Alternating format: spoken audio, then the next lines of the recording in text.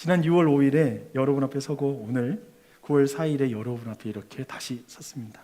너무나 감사합니다.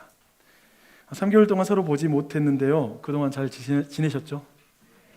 네, 저도 너무 안식월을 잘 보내고 왔습니다. 교회에 저와 제 사역이 부재한 3개월에 대한 여러분의 느낌과 제 삶의 교회와 그리고 사역이 부재했던 지난 3개월에 대한 느낌은 약간은 차이가 있을 것 같습니다. 제가 왜 그럴까 한번 생각해 봤어요. 왜냐하면 제가 왔는데 목사님 교회를 떠나신 적이 있었던가요? 뭐 이렇게 이제 계속 함께 있었던 것 같다고 하시는 분도 계시고, 저는 근데 너무 오랜만에 막 본 것 같고 막 새로워요. 너무 새로운데, 근데 왜 그런 차이가 있을까 생각해 봤습니다. 그런 차이는 서로를 향한 마음의 온도의 차이는 아닌 것 같다는 생각이 듭니다. 아마도 여러분은 반복되는 일상 속에 계셨고 저는 일상을 떠나 있었던 것이 아마도 서로가 느끼는 그 느낌의 차이를 만드는 것 같습니다. 우선 여러분 정말 일상을 잘 살아낸 여러분들 너무나 감사드립니다. 여러분이 일상을 잘 살아내고 또 저에게도 이런 시간을 우리 가족에게 배려해 주어서 저희들은 좀 일상을 떠나서 시간을 보낼 수 있었던 것 같습니다. 특별히 동료 목회자들과 또한 직분자들에게 또한 감사의 말씀을 좀 드리고 싶고, 늘 기도해 주신 온 교우님들에게 감사 인사를 드리고 싶습니다.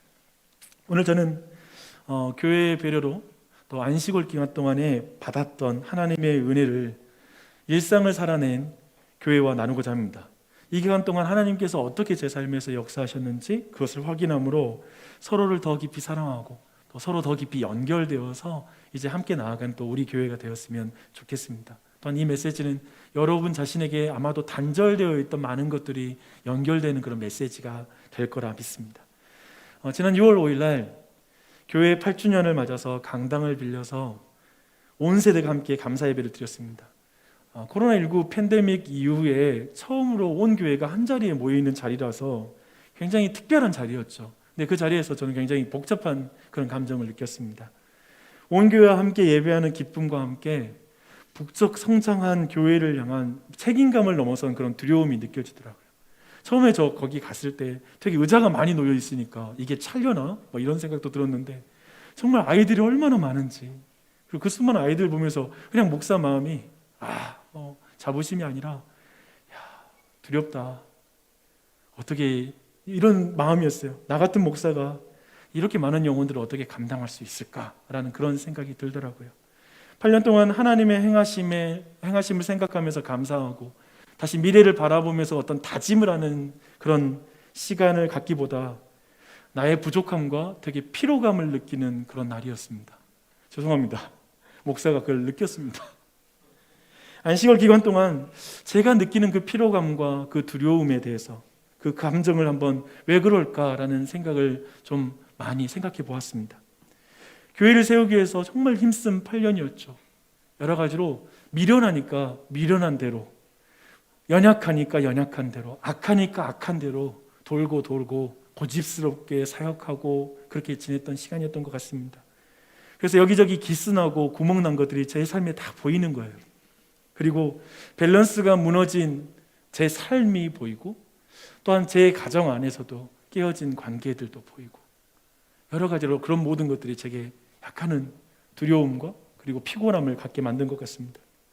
한편에 또 교회는 점점 더 다양한 세대들이 모이기 시작하고 그 몸은 더욱더 커져가면서 아마도 거기에서 목회자로서 필요한 여러 가지 자질들, 거기에서 많은 것들을 조정해야 되고 아니면 그 안에 있는 많은 것들을 고민해야 되는 그 위치, 그 생각들, 또 여러 이야기를 들어가면서 현명하게 판단하고 결정해야 되는 많은 그런 과정들이 제겐 조금은 복잡하고 너무 어렵게만 느껴져서 이렇게 어떤 피곤한 마음 가운데 더 나아가는 것이 너무나 힘든 그런 상황이었던 것 같습니다. 어쩌면 그 타이밍 자체가 모든 것을 좀 멈추고 좀 분별해야 되는 그런 타이밍이었던 것 같아요. 근데 그런 거 있잖아요. 사람이 힘들면 뭔가를 빨리 결정하고 싶은, 뭔가 구조를 바꿔서 여기서 탈피하고 싶은 마음이 커지잖아요. 근데 다시 한번 분별하는 시간이 제게 필요했던 것 같고, 그런 필요했던 시간을 정말 절묘하게 안식월이 있어서 서로 하여금 그 시간이 얼마나 제게 너무나 유익하고 좋았는지 몰라요. 그런 면에서 정말 우리 교회가 너무나 멋진 결정을 해줬고 또 여러 가지로 그 가운데 교회를 향한 하나님의 인도하심을 우리가 경험하고 있다는 생각이 듭니다. 안식월 기간 동안 정말 이런 고민 가운데 하나님의 어떤 다양한 어떤 인도하심과 또 여러 가지 경험을 하게 되었습니다. 특별히 그 모든 경험을 저는 모세를 통해서 다시 한번 제 삶과 사역을 돌아볼 기회를 갖게 되었습니다. 오늘 본문은 하나님이 모세를 이스라엘의 지도자로 부르시는 그 장면을 보여주는 그 장입니다. 모세는 5번에 걸쳐서 하나님의 부르심을 거절하고 있습니다. 제가 그 요나 같은 성경의 인물이 있잖아요. 하나님이 불렀는데 반대로 도망쳐버리는 그런 선지자도 있긴 하지만 제가 볼 때 그 외에 성경의 어떤 인물도 모세처럼 완강하게 거듭해서 하나님의 부르심을 거절하는 그런 인물은 없습니다. 한번 찾아보십시오. 네, 정말 길게 기록하고 있습니다. 모세를 성경의 위대한 인물로만 우리가 생각한다면 어쩌면 우리는 이 장면이 좀 이해가 안 되는 그런 본문이기도 합니다. 지도자로서 모세의 생애를 한번 짚어볼게요. 이 부르심 이후의 장면을 먼저 보는 겁니다. 조금은 여러 장면을 볼 텐데 이 장면을 살피는 이유는 오늘 본문과의 차이를 한번 느껴보기 위해서 그렇습니다.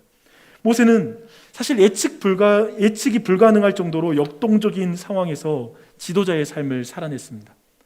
황제가 다스리는 이집트 제국에서 노예자 제도라는 그 시스템에 아주 익숙한 사람들을 광야의 어떤 무정부 상황 속으로 그들을 이끌어서 거기에서 그 백성을 이끌어야 했습니다.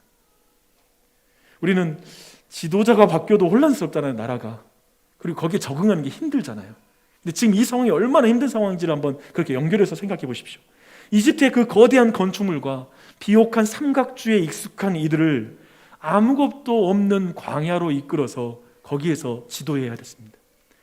히브리 사람들은 벽돌을 만드는데 그들의 손은 매우 익숙해 있었죠. 하지만 그 손으로 이제는 텐트를 쳐야 됐고요.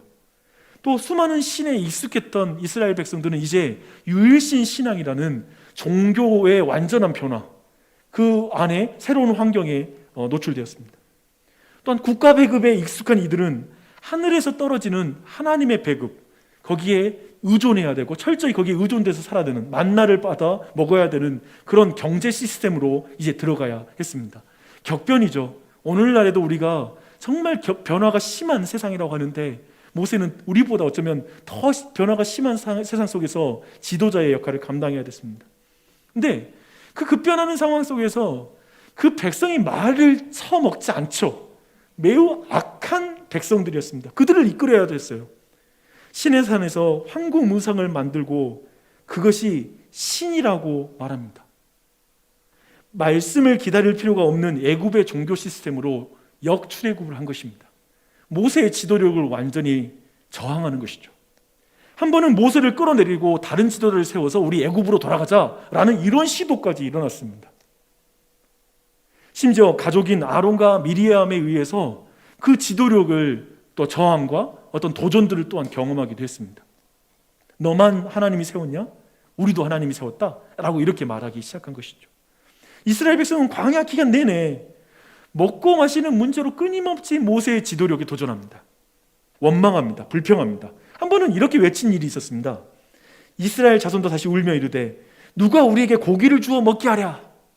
우리가 애굽에 있을 때에는 값없이 생선과 오이와 참외와 부추와 파와 마늘들을 먹는 것이 생각나거늘 이제는 우리의 기력이 다하여 이 만나 외에는 보이는 것이 아무것도 없도다. 이제 새롭게 만나로서 공급하는 이 공급 시스템을 완전히 부정하는 것이죠. 그리고 이제 애굽의 그 노예 상태에서 이제 배급받는 그 시절을 그리워하고 있습니다. 제가 이번에 여행 다녀와서 여기 본문을 보는데 눈에 번쩍 띄는 단어가 몇 개 있었어요. 고기, 부추, 마늘. 제가 볼 때 이걸 조합하니 삼겹살이 되더라고요. 이게 삼겹살이다. 이야, 삼겹살을 많이 못 먹었어요, 제가. 물론 거기서도 고기를 먹었지만 삼겹살도 사주세요. 같이 드시게요. 네. 이스라엘 백성은 매일 순종하며 만나를 거두는 것보다 배급되어 나오는 음식을 그리워합니다. 모세는 이런 이스라엘 백성의 저항 속에서 어떻게 그 백성을 이끌었을까요? 그의 반응을 한번 볼 필요가 있다고 생각합니다. 출애굽기 32장과 33장에 보니까요, 우리가 잘 아는 본문이 나와요. 이스라엘 백성이 모세가 이제 시내산 위에 올라가는 기간 동안에 그가 내려오는 게 늦어지자 황금 우상을 만드는 사건이 일어납니다. 이때 모세의 행동이 기가 막힙니다. 하나님은 이스라엘 백성을 먼저 이 제안을 하거든요. 하나님 이스라엘 백성을 다 쓸어버리고 모세를 통해서 큰 민족을 만들겠다라고 모세에게 1차적 제안을 해요. 근데 우리가 잘 아는 모세, 부르심 받을 때부터 하나님 말씀을 잘 들어먹질 않잖아요. 여기에서는 다른 의미로, 어쩌면 좀 긍정적으로, 어쩌면 모세는 하나님의 제안을 단박에 거절합니다. 그러자 하나님이 두 번째 제안을 하죠. 그렇다면 너희들끼리 가나안 땅으로 올라가라. 나는 너희들 같이 올라가지 않을 거야 라고 이렇게 말합니다. 사실 이 말은 이런 말이기도 해요.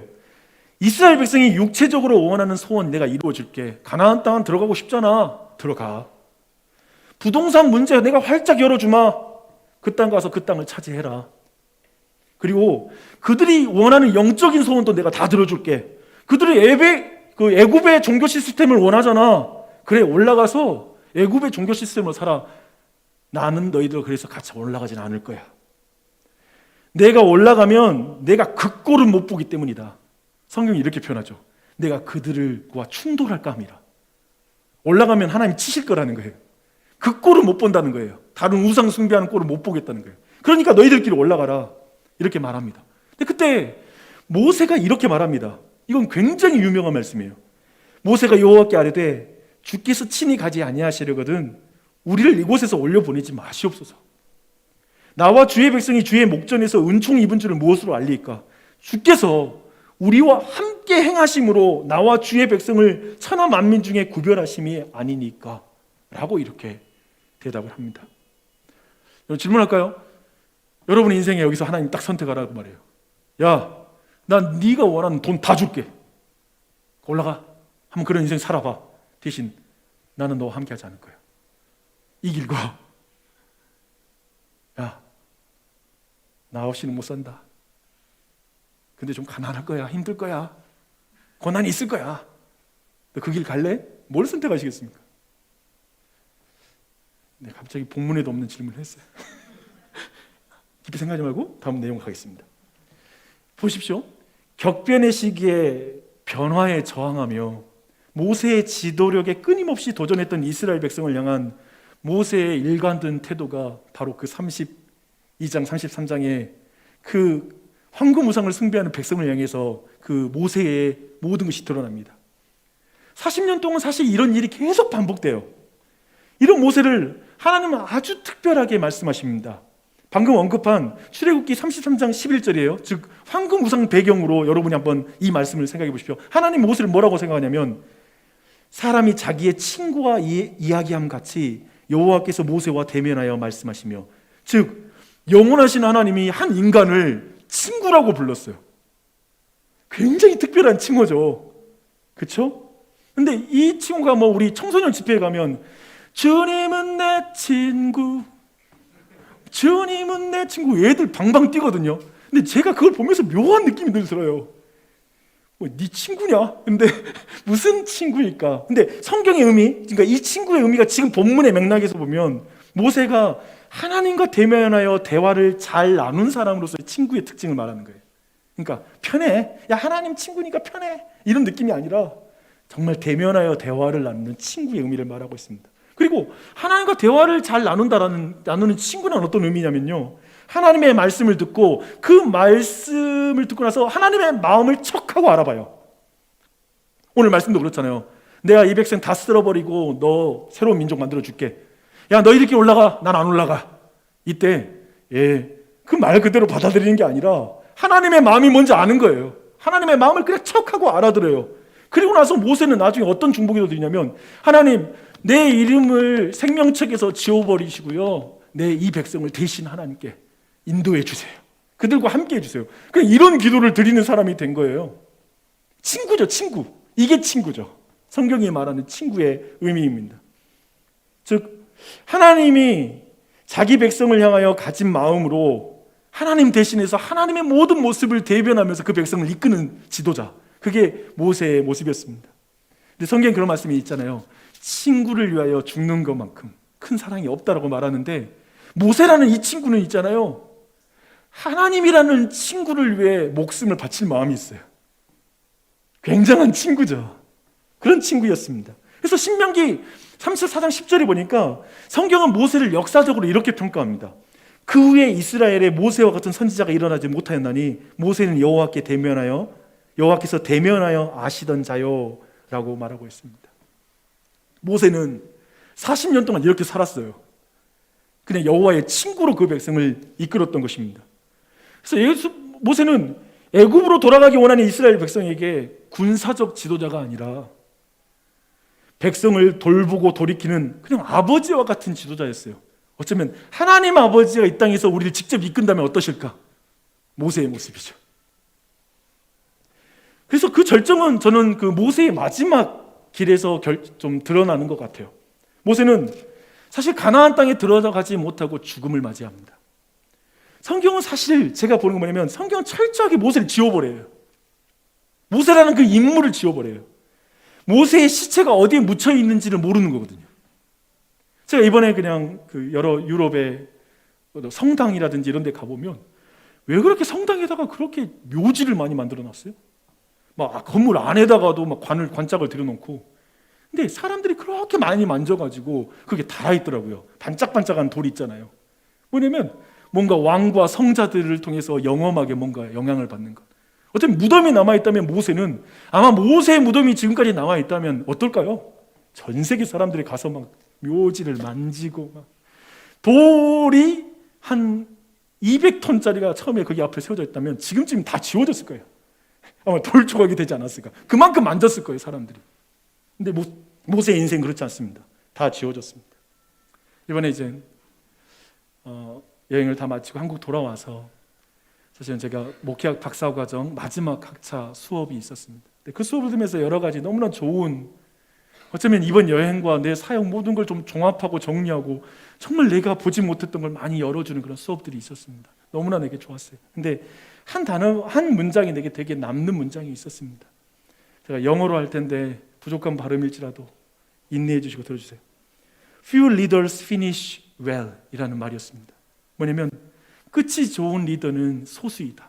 그러니까 기독교 지도자들을 연구해 보니까 거의 3분의 1 정도만이 끝이 좋대요. 마지막까지 길을 잘 걷는다라는 그런 이야기를 들었습니다.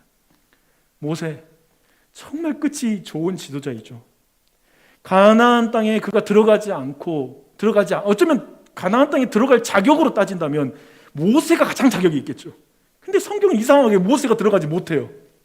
물론 중간에 실수도 있지만 그래도 자격 있죠. 그만한 실수 안 한 사람 어디 있어요?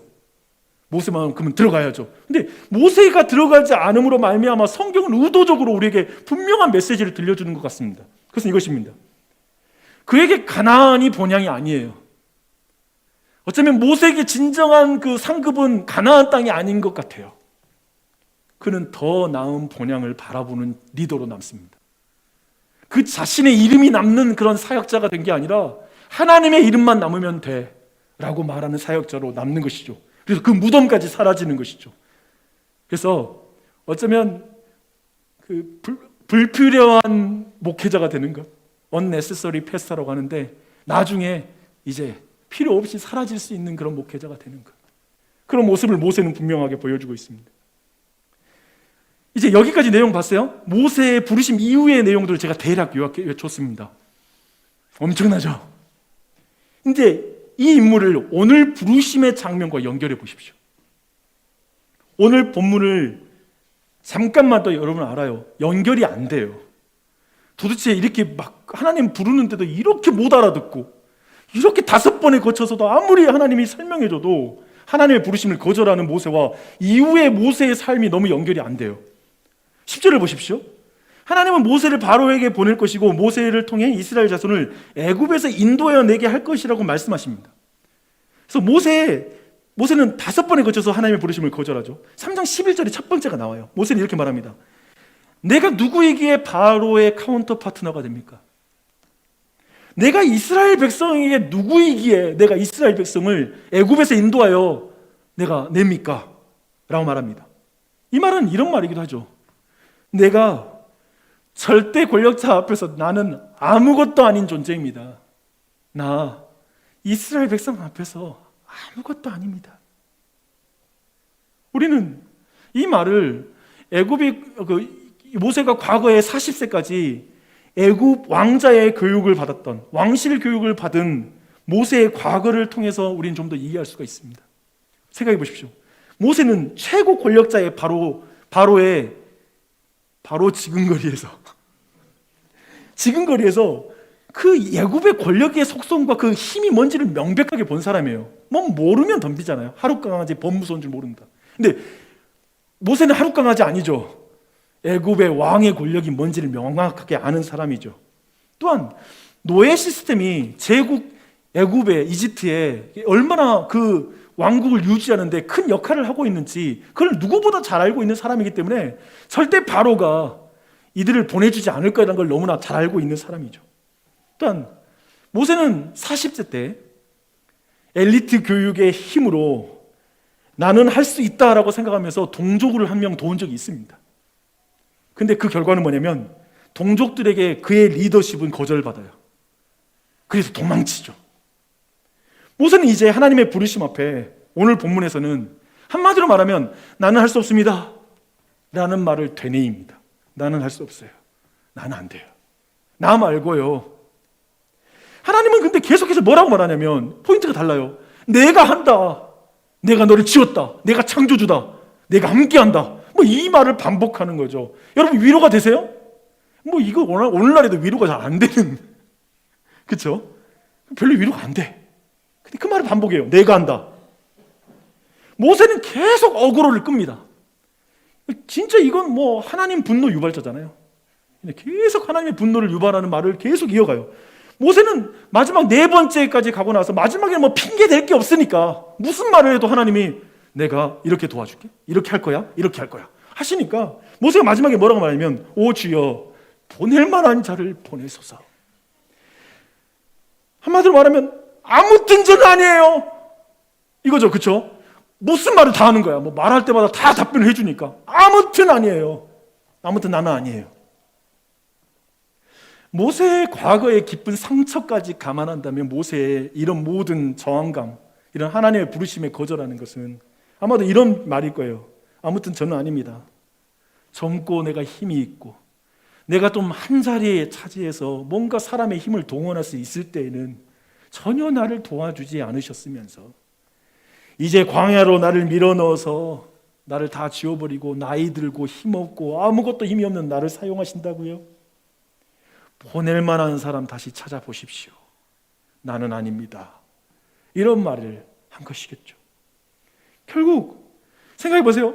하나님의 부르심은 매우 영광스럽고 극적인 대화로 끝나야 되겠죠. 예를 들면 이사야, 누가 우리를 위해서 저기에 갈고?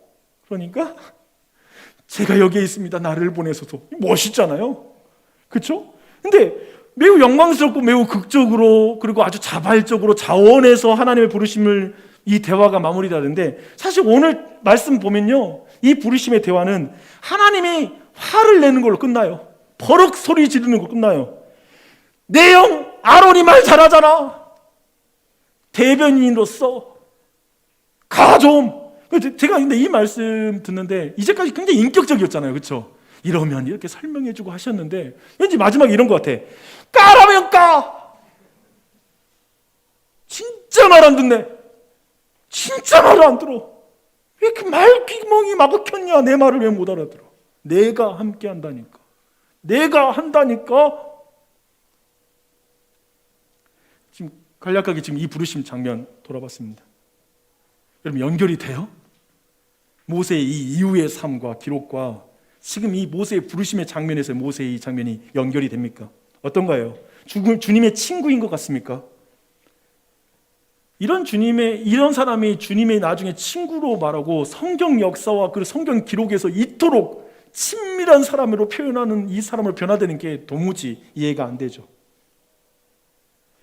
이후에 모세의 삶을 딱 생각하면 이제 바로 뒤부터 이제 막 하나님 부르심에 순종하게 되는데 오늘 본문에서 모세 굉장히 내숭 떨고 있는 것 같은 느낌. 그거 있잖아요. 굉장한 실력과 내공을 갖추고 있는데 저 못해요 했는데 뭐 마이크 맡기니까 노래를 가수보다 더 잘해. 일명 우리 뭐 재수없다. 재수없어. 뭐 이런 말을 하기도 하잖아요. 근데 약간 이후의 삶이 너무 연결이 안 되니까 모세 뭐야? 라는 그런 생각이 듭니다.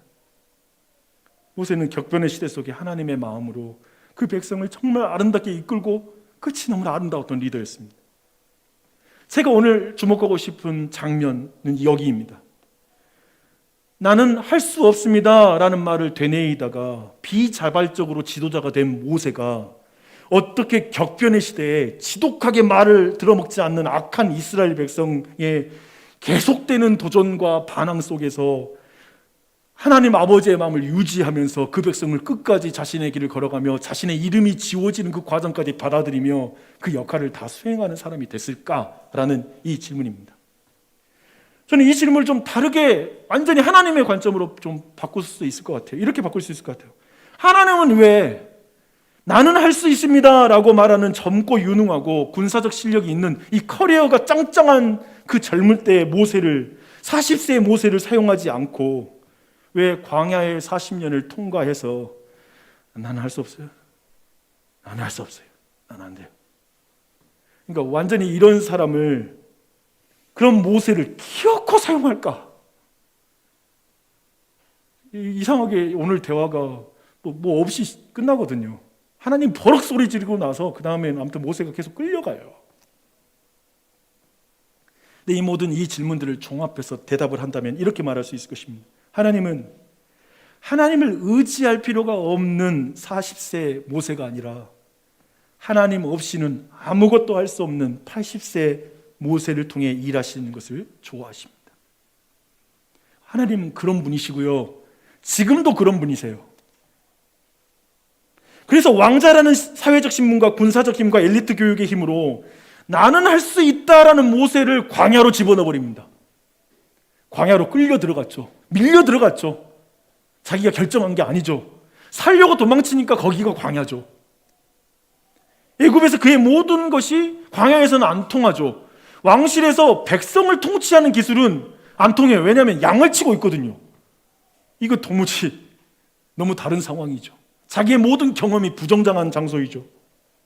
그래서 어떤 의미에서 이런 시간이 한 민족과 어떤 한 개인에게 주어진다면 참 의미 없는 시간이다, 이 40년. 그리고 참 버려지고 그리고 낭비된 것처럼 보이는 시간이라고 말할 수가 있을 것입니다. 근데 그 시간에 아무튼 모세를 하나님이 빡빡 지우는 거예요. 전 질문이 생겼어요. 40년 동안 지워야 되나? 한 20년만 지우고 쓰면 안 될까? 안 지워지나 봐요. 그게 40년이 걸렸어요. 처가살이, 양치는 생활, 반복된 일상, 앞으로 출애굽 사건에서 필요한 역량과는 전혀 필요할 연결되지 않는 일상을 다 살아내요. 왜 우리 집에 이런 일이 벌어져? 왜 하나님께 영광 돌리면 이렇게 우리 가정이 돼야 되는데 이것과 상관없는 일이, 내 아새끼들은 왜 이러는 거야? 이놈들은 왜 이렇게 말 안 들어? 왜 생각대로 안 돼, 인생이? 막 그 과정이 펼쳐지는 것이죠. 그러면서 모세가 지워져요. 그리고 그 한 사람이 지워져요. 제가 이 모세의 부르심의 장면에서 되게 울컥하는 장면이 뭐냐면 이거예요. 하나님이 처음 나타나서 떨기나무를 향해 나아가는 모세에게 모세야 모세야 이름을 부르는 장면이에요. 제 생각에 모세는 자기 이름 완전히 지워진 사람이에요. 애굽식 이름이잖아요. 지워졌을 것 같아요. 그는 40년의 시간과 광야라는 공간에서 자신을 주어로 할 때는 무력한 사람이 돼버린 거죠. 나는 아무것도 아니에요. 나는 할 수 없어요. 그냥 이런 사람이 돼버린 거예요. 자신의 주어로는 도저히 아무것도 안 돼요. 그래서 저는 정말 이 지점이 나는 중요하다고 생각해요. 이게 성경의 복음과 관련이 있는데요. 나는 할 수 없습니다라고 되뇌이는 이 상태는 오늘날에는 자신감 없고 그건 너에 대한 어떤 잘못된 자아상이야. 할 수 있다라는 마음을 가져야 돼. 우리는 우리 자녀들이 조금도 나는 할 수 없어요라는 말하는 걸 부모로서 듣기 너무 싫어하죠. 자신감이 있어야 돼. 요즘 그냥 나르시스트가 판을 치는 판에 이게 웬 말이냐? 나는 죄인이라니. 나는 아무것도 아니라니. 이런 말이 좀 이해가 안 되죠. 근데 이게 키라고 저는 생각해요. 모세의 그 앞에 아까 부르심에서 나는 할 수 없습니다가 나중에 모세의 그 변화된 장면에서 이게 키라는 거예요. 그렇게 자신이 파산한 자임을 인정할 때 그의 인생에 드디어 하나님만이 하십니다 라는 고백이 진짜 살아나는 거예요. 진짜 드려지는 것이죠. 생각해 보세요. 이상하게 하나님은 그렇게 인도해요. 아브라함을 불러서 알을 엄청 줘가지고 모래알 만큼 그 민족을 많이 하겠다고 했는데 애기 하나 낳고 그냥 끝나요. 25년 걸렸어. 근데 25년 걸려서 100세 때 아이를 낳았다는 의미는 뭐냐면 육체적으로는 완전히 아이를 낳을 소망이 없는 상황까지 밀어붙이는 거예요. 근데 그거 자체가 문제가 아니라 그 사이에 아브라함이 헛발질하고 사는 거 의심하고 거기 와서 고뇌하면서 또 하가를 통해서 이스마엘 낳고 실수하고 집안 문제 있어가지고 그렇게 이제 아이 낳은 아이들을 띄워서 또 다른 데로 보내야 되고 막 복잡한 문제가 그 안에 있는 거예요. 그 실패와 실수들이 고스란히 그 세월 속에 담겨 있는 거예요. 광야죠. 그 광야 속에서 그를 다듬어 가죠. 왜 그렇게 몰아붙이실까? 왜 그렇게까지 광야로 밀어넣으실까? 제 인생에도 여러분도 그러겠지만 동일한 레슨을 받고 있습니다. 제가 배운 게 이건 것 같아요. 우리 모두 동일한 레슨 가운데 있어요. 제가 그래요. 8년 전에 교회를 개척할 때 분명히 저 아브라함처럼 교회를 시작했습니다.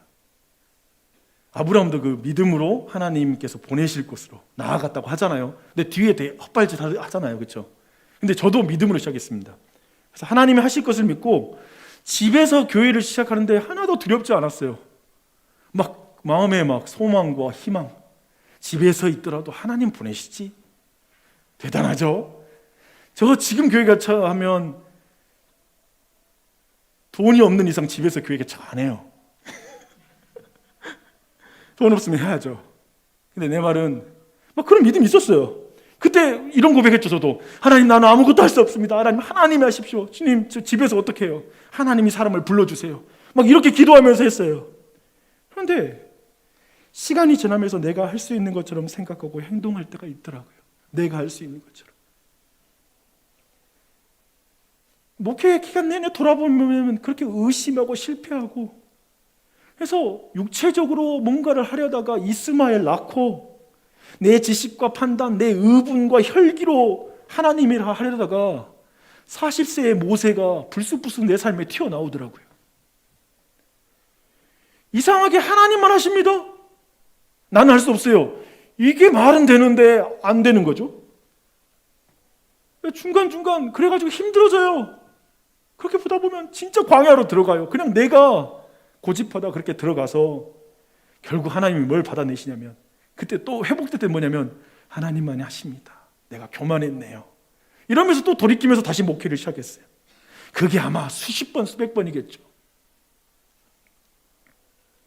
그런데 내가 파산한 자임을 참으로 인정하는 심령이 가난한 자라는 사실, 나는 할 수 없습니다 라고 참으로 고백하는 그 자리에 가는 것, 그것이 좀 쉽게 내 삶으로 익혀지지는 않는 것 같습니다. 가정도 목회도 인생도 내 계획을 가지고 하려다가 관계가 힘들어지고 그냥 마음도 상하고 힘들어 나자빠질 때가 많아요. 제가 보니까 딱 그래요. 여러분 그러지 않으세요? 누군가 계속 앞에서 정말 영웅적으로 막 자기가 의로운 척하면서 열심히 하는데 가만히 보고 있으면 왜 혼자 저렇게 열심히 고생하면서 괜히 그 고생한 사람의 고생이 그냥 얄미울 때가 있어. 그런 적 있죠. 옛날에 부모님, 예를 들면 아버지가 특히 그렇죠. 자녀들과의 교감은 전혀 안 하면서 내가 이제 술 한잔 마시고 내가 너희들 위해서 얼마나 힘들게 산 줄 알아. 그러면 언제 그렇게 힘들게 사시라고 했어요. 아주 지금 돌아보면 진짜 못된 자녀로서 그런 생각 저는 했던 것 같아요. 목회를 하다 보면, 그리고 인생을 살다 보면 그렇게 보다 보면 내가 뭔가 순수하게 열심히 하고 뭔가 열심히 했는데 안 되면 확증 편향으로 들어가는 것 같아요. 계속 내 자신의 옳다라는 걸 증명하고 계속 뭔가를 나를 편향해서 생각하는 그곳에 몰입되기 시작하는 것이죠. 그럴수록 관계는 힘들어지겠죠. 뭔가 문제를 풀어가는 데에도 사람의 레퍼토리가 사라져요. 여러 가지 방법의 레퍼토리가 있는데 이 방법만 된다고 생각하는 거죠. 이 방법이 안 되는 것만 어떻게 해결하려고. 그렇게 사람이 답답하게 돼요. 근데 그걸 혼자 그냥 고민하면서 그렇게 외로워지는 거죠. 근데 그럴 때마다 하나님은 저를 구원해 주시는 것 같아요. 이번 여행 때에도 그냥 이번 여행의 모든 건 나는 할 수 없습니다라는 걸 뼈저리게 느끼는 여행이었어요. 그런 의미에서 광야였습니다. 지난 금요일에 제가 안시골에서 어떻게 보냈는지를 제가 자세하게 좀 나눴거든요. 궁금하신 분은 꼭 금요일 영상을 참고하시는 걸 하고, 제가 영국에서 5주살이를 잘 보내고 독일로 넘어갈 때부터 모든 일이 꼬이기 시작했습니다. 7월 11일 밤 7시에 타야 될 비행기를 결국 10시에 9시가 훨씬 넘어서 비행기에 탑승을 했어요. 근데 밤 10시가 넘어서 탑승까지 한 비행기가 취소된 거예요. 그리고 숙소를 알아서 구하래. 런던에서 갑자기 숙소를 찾아야 되는데 이제부터 10시부터 돌아가서 짐 다 찾고 나가면 한 11시쯤 넘잖아요. 그 상황이 되니까 애들 6명, 이제 가족 6명 데리고 짐은 또 우리가 또 그래도 최소한 5개 정도는 챙기고 갔습니다. 그죠? 큰 가방이죠. 그거 들고 정신없이 숙소 검색해서 찾고 택시를 타려고 갔는데 택시 줄이 그렇게 긴 거예요. 왜냐하면 결항되는 막 비행기가 있으니까 막 그렇게 길더라고요. 그걸 기다리고 타냐. 결국 택시 타고 도착하니까 12시가 넘었어요. 12시 넘어서 뭐 하겠습니까? 라면 먹어야죠. 라면 먹었습니다. 저녁도 굶어가지고. 근데 그게 문제가 아니었어요. 그날 저녁에 독일에 예약한 호텔이 환불 불가 예약이어가지고 어디 여행 가실 때 10,000원 더 주고 환불 가능 숙소를 예약하셔야 돼요. 이건 제 조언입니다. 네, 환불 가능. 이게 중요해요. 환불 불가. 호텔 그대로 날렸습니다. 근데 별로 큰 문제 아니었어요. 근데 12일에 픽업해야 될 승합차 때문에 우선 영국 선교사님을 통해서 독일로 연락을 했어요. 그 다음 날에. 근데 연결이 계속 안 되시는 거예요. 12일에 연결이 안 됐어요. 결국 13일에 다시 독일행 비행기가 이제 마련돼가지고 그거 타기 위해서 비행장에 가는데 갑자기 독일에서 사는 후배한테 연락이 오는 거예요. 그 순간 알았죠. 독일 유학 가서 독일어를 엄청 잘하는 후배가 있었는데, 그래서 그 친구한테 연락을 다시 했어요. 다시 한번 그쪽에 연락해 달라고. 다시 연락이 왔어요. 노쇼로 제가 예약했던 승합차가 취소되었음을 알려주었습니다. 그리고 그 회사에 더 이상 승합차는 없다. 그래서 바로 모든 검색에 들어갔죠. 독일에 승합차가 한 대도 없더라고요. 그러면 가족이 6명인 게 불편한 게 뭐냐면 다 5인승이야. 그래서 결국 승합차 예약을 못하고 급하게 차 2대를 다시 빌렸습니다.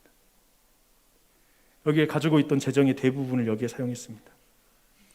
근데 그때 아내한테 말 못했어요. 여기서 말하지만 내가 그 친구가 그 동생이 있다는 걸 내가 미리 알았잖아요. 근데 사람이 경황이 없으니까 그 친구한테 연락해서 빨리 하면 독일어로 다 처리가 되는 문제를 결국 그렇게 못한 거예요. 그러니까 속으로 되게 내가 힘든 거예요. 내가 왜 연락 안 했을까? 그냥 내 자신의 판단력과 뭔가 이 상황에서 위급 대처 능력이 없다는 느낌을 받았어요. 이렇게 힘들게 독일에 도착해서 캠핑 장비를 다 구입했습니다. 그리고 와서 하이델베르크에 도착해서 첫 캠핑을 했습니다. 지난 며칠 동안 일어난 모든 일이 제 마음을 너무나 힘들게 한 상태였어요. 진짜 마음이 너덜너덜해지더라고요. 취소부터 해가지고 런던에 있는 그 숙박 기간 동안, 그 다음 이동 기간 너무 마음이 힘들었어요. 2박 3일 캠핑을 이제 다 마치고 나서 체크아웃을 하는데 제 여권이 없는 거예요. 다 있는데 제 여권만 없어. 아내에게 여권을 준 것을 내가 분명히 기억했기 때문에 여보, 내 여권 있어? 우리 다시 물어봤죠. 그러니까 아내가 없다는 거야. 근데 당신이 나한테 줬어? 라고 했는데 내가 줬잖아. 그러니까 아내도 막 이제 안절부절하면 찾는데 없는 거죠. 그때 이제 모든 텐트를 다 챙겼거든요. 다 찾고 나서. 그래서 다시 한번 혹시 텐트가 있을 수 있을지 모르니까 하면서 여러분 제 텐트가 이번에 새로 구입을 했는데 제가 빌려드릴게요. 슈퍼 초대형 텐트예요.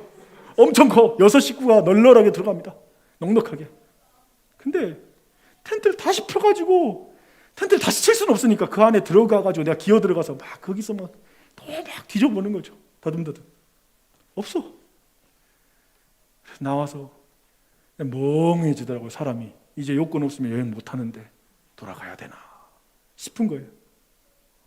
그리고 또 한 가지를 내가 또 잃어버린 거예요. 캠핑 사이트 카드를 주거든요. 나중에 나갈 때 체크아웃 할 때 이제 쓸 수 있도록. 근데 그 카드도 나한테 없는 거야. 뭐야? 그러다가 멍 때리는데 갑자기 우리 시온이가 그 체크 카드를 찾아온 거야. 가지고 그 카드를 들고 이제 리셉션에 갔어요. 했는데 이제 카드를 주니까 거기 디파짓으로 내 여권이 있는 거예요. 내가 처음에 들어갈 때 그걸 줬던 거지. 근데 나는 그걸 그 아내에게 줬거든요. 나는 그분이 왜 그걸 가지고 있는지 모르겠어요. 이제 말하지만 거기서 멍 때리면서 아내에 대한 약간의 분노를 느꼈어요. 근데 그걸 정확히 드러냈으면 큰일 나니까 내가 그걸 감추면서 내가 거기서 전전긍긍했죠. 근데 이 일이 여러 가지를 내가 알고 묵상하게 했어요. 내 확신이라는 걸 못 믿겠더라고요.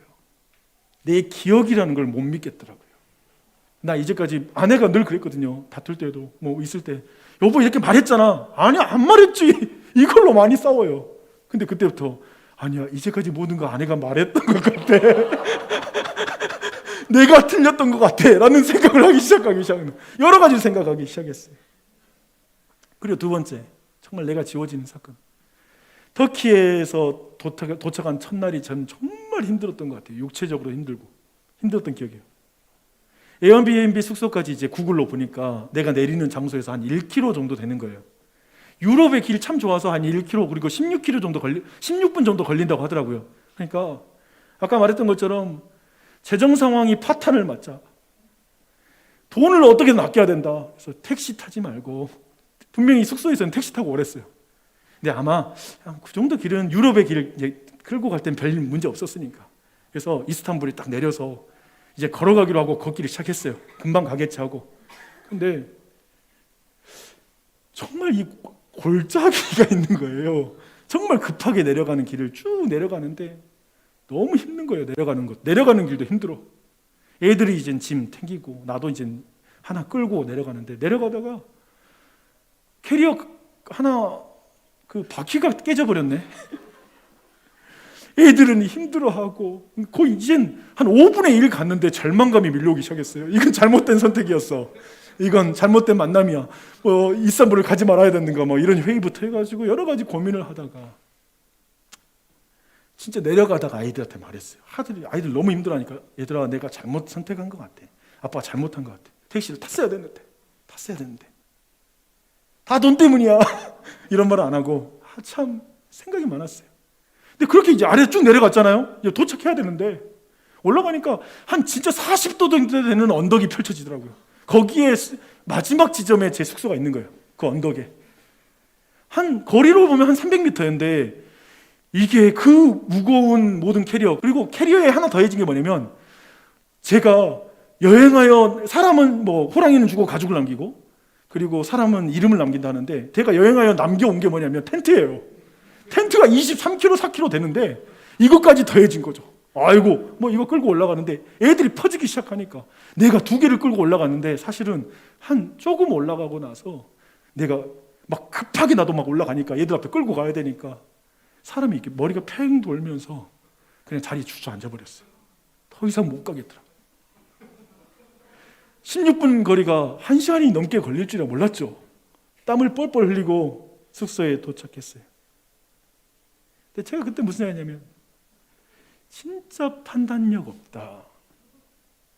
아빠가 참 실수하니까 애들이 진짜 고생한다. 애들한테 말했어요. 미안하다. 아빠가 내가 잘못 판단해서 그런 것 같아. 그냥 애들에게 또 말했어요. 이렇게 가서 경험한 건 내 판단, 내 계산, 계획 틀리는 것은 그냥 내 자신이 지워지는 것 같더라고요. 그냥 내가 한국에서 가진 능력, 내 실력, 나는 이 정도 판단하고 이 정도는 분별력이 할 수 있어. 내가 생각하는 게 옳아. 내가 가는 방향이 옳아. 그게 얼마나 어리석을 수 있는지, 얼마나 내 계산이 틀린지, 내 기억이 얼마나 틀릴 수 있는지, 그런 것이 그냥 하나씩 경험이 되는데 내가 잠깐 소개해드린 겁니다. 밤새워 이야기할 수 있는 제 실수 퍼레이드가 내가 지워지는 경험이 너무나 많습니다. 근데 왜 이렇게 너무나 가서 하니까 다 들켜요. 잘못된 길로 들면 얘들아 내가 잘못 왔어. 이걸 한 몇 번을 한 것 같아요. 수십 번을 잘못 왔어. 근데 그런 것이 쌓이면서 한국에서의 제 삶을 돌아보는 거예요. 사역도 마찬가지였겠다. 내가 정말 실수 많이 했겠다. 내가 목회 바르게 한 것일까? 내가 그토록 고민하면서 판단했던 게 과연 옳은 것이었을까? 다른 길은 많았을 텐데. 내 생각만은 옳은 건 아니었을 텐데. 이렇게 또 말하고 나면 나중에 또 내가 고집할 거거든요. 그때 그렇게 살기로 하고 행동하지 않아. 그렇게 생각하지 마시고요. 사람은 그래요. 근데 여튼 전쟁터에서 무능한 지휘관이 수많은 생명을 위험하게 빠뜨린다는데 내가 그런 목사는 아니까 사실 여행을 하면서 사람이 탈탈 털리게 되더라고요. 그냥 내가 그냥 지워지는 경험을 했던 것 같습니다. 그래서 결국 뭐냐면 나는 할 수 없습니다라는 생각이 너무 강해진 거예요. 지금 최대치로 왔어요. 제가 나는 할 수 없습니다. 목회 못하겠다 이거. 이런 분별력으로 이런 기억력을 가지고 어떻게 뭘 해. 그런 생각이 막 드는 거예요. 내가 참 실력 없는 목사구나, 아빠구나라는 생각이 그냥 생각이 아니라 현실이었어요. 이런 말 들으면 우리 교우님들 많이 힘드실 텐데 방문자들은 교회 등록하고 싶지도 않죠. 야, 이 박 목사가 죄의식에 사로잡혀서 자신의 능력과 자존감을 잃어버리며 자학하는 단계에 이르렀구나. 걱정된다. 기도해 주세요. 근데 사실 이 여행을 하니까 아까 말한 것처럼 제 실수 그대로 드러나더라고요. 목회 이런 것들은 많은 것들은 판단 영역이 되게 많아요. 그래서 어쩌면 우길 수 있는 게 되게 많아요. 근데 여행 가니까 길 잘못 뜨면 얘들아 다시 돌아가야 돼. 그냥 이야기해야 돼요. 근데 제가 가장 극적이고 감동적인 순간은 언제였냐면 제가 그렇게 완전히 무력해진 순간이었어요. 나 이 여행 못하겠다. 돌아가야 되겠다 하는 순간이었어요. 아빠의 역할을 포기하고 싶은 순간이 들더라고요. 진짜 나 그만해야 된다 이거. 그만 여행하고 싶은 순간이 있었습니다. 하이델베르크에서 내가 여권을 잃어버린 줄 알고 당황해 있을 때 근데 감동적이 때 뭐였냐면 시온이가 캠핑카드를 찾아주는 거예요. 제게 생각을 많이 하게 하는 순간이었어요. 내 아이가 이제 내 도움이 된 거죠. 그리고 아이들이 그 텐트를 내가 다시 개지 않고 애들이 텐트를 개는데 제가 개는 것보다 더 잘 개는 거예요. 그 애들은 계속 내가 도와줘야 되고 시해줘야 되고 뭔가 알려줘야 되는 존재인데 아빠 약하다. 너희들의 도움이 필요해. 아이들의 도움을 받아야 되는구나라는 걸 느끼는 거예요. 그래서 애들한테 아빠 좀 기억 못할 때 너희들이 말해줘 라고 부탁을 하게 됐어요.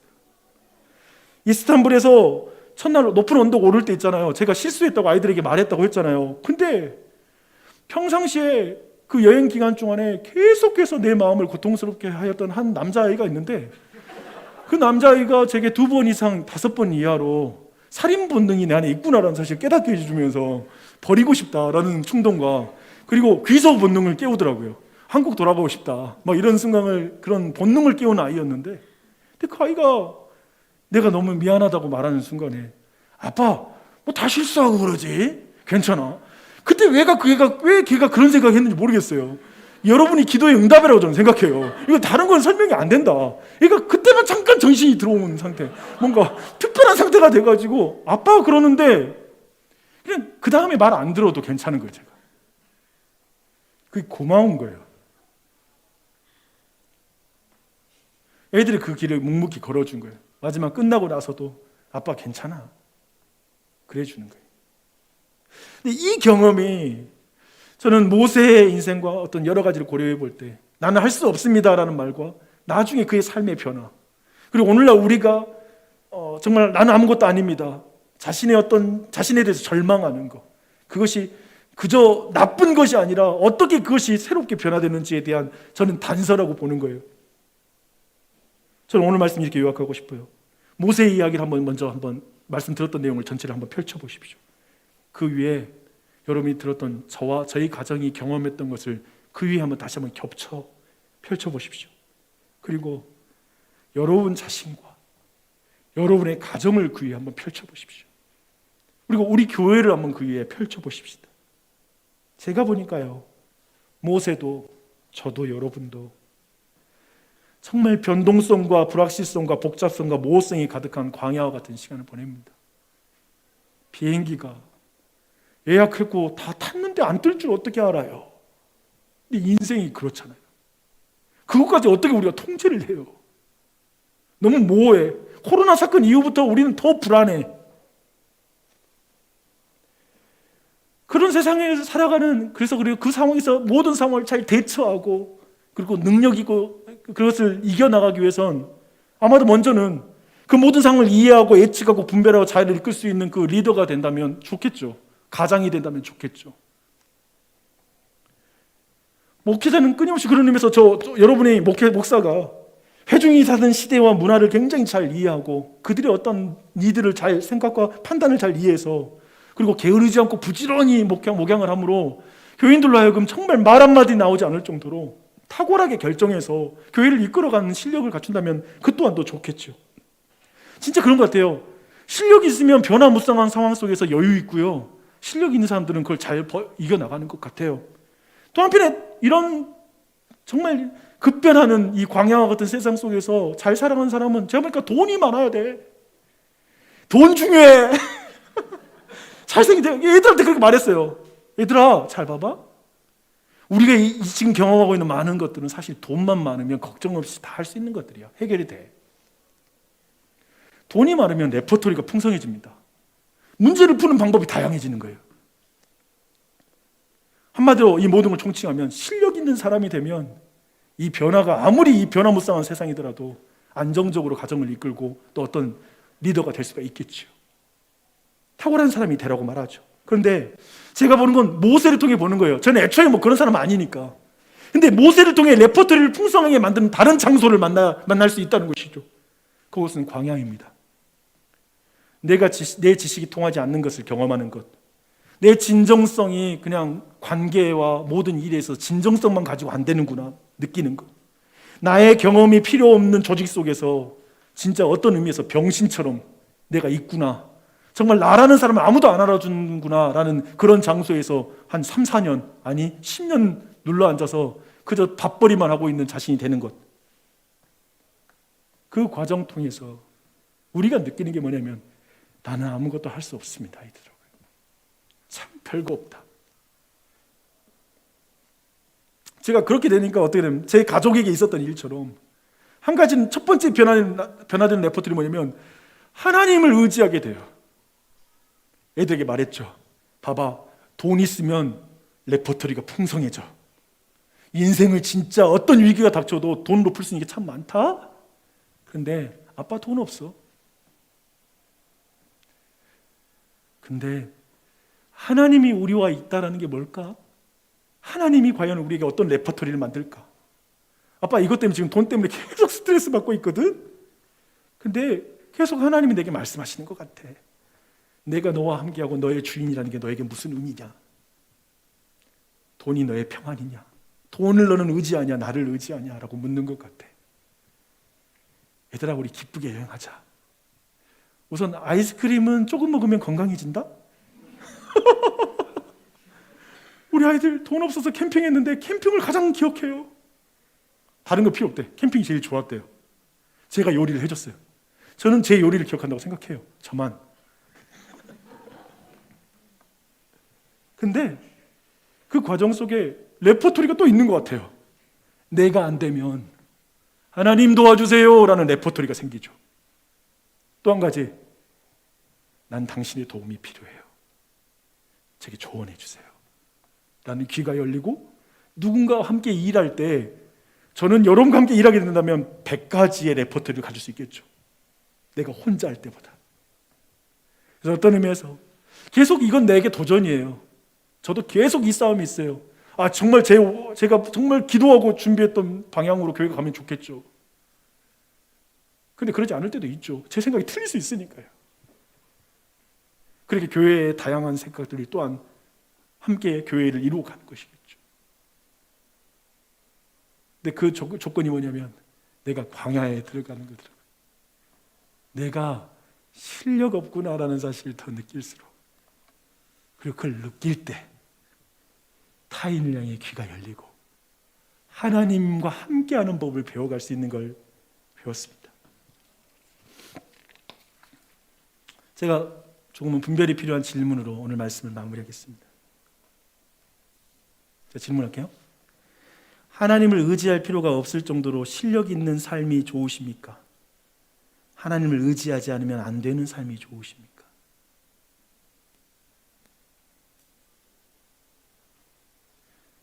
솔직히 하나님 의지할 필요가 없는 실력, 그걸 우리는 기도합니다. 기도할 필요가 없는 상황을 간구합니다. 우리 문제 풀어주세요잖아요. 우리의 기도의 대부분이. 문제 풀리면 기도 잘 안 해요. 제가 이걸 여러분 무시해서 하는 말이 아니라 나를 통과해서 하는 말이에요. 우리가 그런 죄성을 가지고 있죠. 누구도 광야와 고난을 좋아하는 거 없어요. 솔직해져야 될 것 같아요. 저 싫어요. 저 다음 영향할 땐 돈을 더 많이 가져가고 싶어요. 질문을 또 좀 바꿔볼게요. 교회 상황입니다. 급변하는 상황 속에서 탁월한 판단과 깊은 사고를 통해 양들의 형편을 잘 살피며 그래서 탁월한 결정을 만들어 교회를 잘 이끄는 탁월한 목회자가 좋습니까?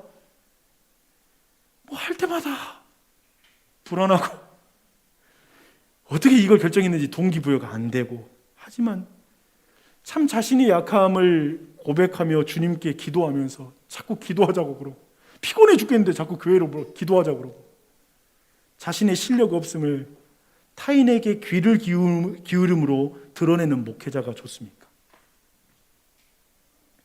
제가 알죠, 여러분이 후자를 좋아한다고 말하는 걸 내가 알고 있습니다. 거의 그러실 거예요. 네, 여러분 사실은 교회에서 기대하는 것, 불평하는 거 다 보십시오. 탁월한 사람을 원하시는 겁니다. 사실 탁월한 커뮤니케이터를 원하는 겁니다. 이런 능력, 이런 능력까지 다 있었으면 좋겠다. 사실 그거 원하는 겁니다. 너무 저를 변호하는 말씀으로 들리지 마십시오. 제가 그래요. 이제 여러분 가정에 대한 부분으로 질문해 볼게요. 여러분은 자녀들에게 경제적으로, 심리적으로, 여러 가지로 모든 면에서 구김없는 아이들을 키우고 싶은 그런 부모입니까? 아니면 늘 하나님을 의지하면 안 된다라는 걸 말하며 그 상황 속을, 그 광야의 길을 아이들에게 오픈하고 그 길을 같이 가자고 그렇게 말하는 부모가 되고 싶습니까? 다 저도 전자를 원합니다. 근데 제가 배우는 건 후자가 좋아요. 이제 제가 배워야 될 건 하나님과 함께하는 레퍼토리. 하나님은 우리의 주인이야. 하나님 함께 계셔. 이 상황 속에 하나님 우리를 도우셔. 우리 그분을 바라보자. 하나님과 함께하는 그 레퍼토리. 또 한편에 그냥 가족 구성원들과 함께 나아가는 것. 그래서 생각했어요. 난 탁월한 아빠 되는 건 포기했다. 근데 너희들과 같이 가자. 아이들 이야기 듣고 같이 이야기 나누면서 가는 것. 목회란 목사의 탁월한 생각과 진정성을 증명하는 것이 아니라 양들로 참된 목자이신 우리 구주 예수님의 탁월함을 주목하게 하는 일이죠. 그렇다면 너무 잘나고 탁월한 목사 그게 너무 힘들어요. 목사는 그 압박감이 엄청나요. 말 없이 말 안 나오게 모든 걸 잘 처리한다는 게 그렇게 어려워. 목사로서는 전부 다 실력과 관련이 있는데, 제가 볼 때는 목사는 그 실력을 키우게 게으르면 안 돼요. 최선을 다해서 노력할 거예요, 앞으로도. 근데 그렇게는 계속 못 하겠어요. 그냥 여유가 있었으면 그냥 그게 아닌 것 같아요. 인생도 그렇고 탁월함으로 레퍼토리를 가진 목사가 되는 건 나는 글렀다라는 생각이 들어요. 여러분, 저 글렀습니다. 근데 좀 겸손한 목사 되게 해달라고 기도해 주십시오. 탁월한 목사가 아니라 좀 말 좀 듣게 해주십시오. 자기가 약한 걸 알게 해주십시오. 그런 목사가, 왜냐하면 불쑥불쑥 모세가 올라오니까 40세 모세는 제가 40세 아닙니까? 이 금방이잖아요. 아직 죽으려면 아직 40년 남았어요. 아주 갈 길이 멉니다. 기도해 주십시오. 우리 모두 피니시 웰 해야죠. 부모 또한 자녀들에게 마지막에 뭘 남겨줄까? 야, 아빠가 멋지지? 아빠는 내 탁월함, 내가 생각했던 것 맞았지? 내 말대로 해. 그게 옳아. 그치? 그렇게 뭔가 막 능력과 실력을 아이들에게 보여주는 아빠가 되는 것, 부족함 없이 키우고 구김 없이 키우는 것이 내 이상이 되는 것. 비참하잖아요. 자본주의 사회에서 돈으로 우리가 오리엔테이션 돼가지고 조금만 돈 아끼는 것 자체, 어디 가서 1+1 사는 게 약간 비참한 순간이 있잖아요. 에이씨, 나는 고기 뷔페 가잖아요. 단품에 가본 적이 거의 없어요. 소고기 단품으로 먹어본 적이 거의 없어요. 고기 뷔페 가서 먹는다. 괜찮아.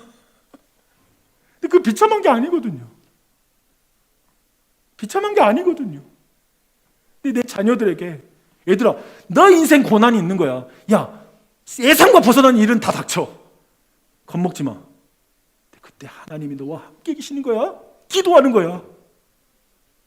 이상하게 내가 경험한 거예요. 이상하게 하나님은 우리를 뭉개요.